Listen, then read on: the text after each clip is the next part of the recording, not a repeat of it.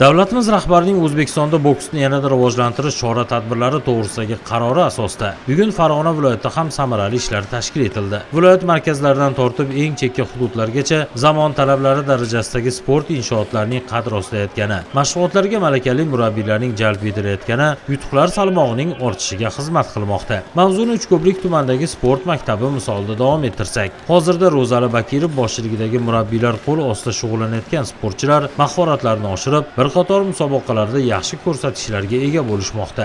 Sport maktabimizda boks turida 150 dan ortiq yosh bokschilarimiz mashg'ulot olib boryapti. Ular orasida viloyat chempionlari, respublika qatnashchilari yetishib chiqyapti. 2025-yil bizning jamoamizga ham omadli yil keldi. Viloyat chempionlari, respublika sovrindorlari yetishib chiqdi. Maqsadimiz yoshlarimiz ichidan respublika chempionlari, Osiyo, Jahon, Olimpiada chempionlarini yetishtirib chiqarish. Sport zalining moddiy texnika bazasi yaxshilanib, zarur sport jihozlari bilan ta'minlangani kun sayin Uchko'priklik yoshlarni musobaqalarda g'oliblik shohsupalardan joy olishlariga xizmat qilmoqda. Mashg'ulotlar jarayonida murabbiylarning nazariy berayotgan bilimlari amaliy mashg'ulotlar orqali mustahkamlanishi kutilgan samarani bermoqda.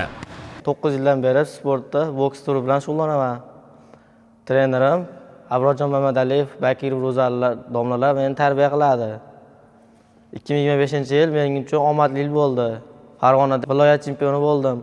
Respublikada sovrindor bo'ldim. Kelajakda Aysatxo'ja Mo'ydinxo'jayev, Hasanboy Do'stmatov, Bahodir Jalolovlarga o'xshab Olimpiada, jahon chempionlar bo'lish niyatidaman. Biz Uchko'prik tuman yoshlari uchun ham zamonaviy sharoitlar yaratib berilyapti. Jihozlar bilan ta'minlangan zalda shug'ullanib, mahoratimizni oshiryapmiz. Bu bizni kelajakda Olimpiada chempion bo'lishimizga xizmat qiladi.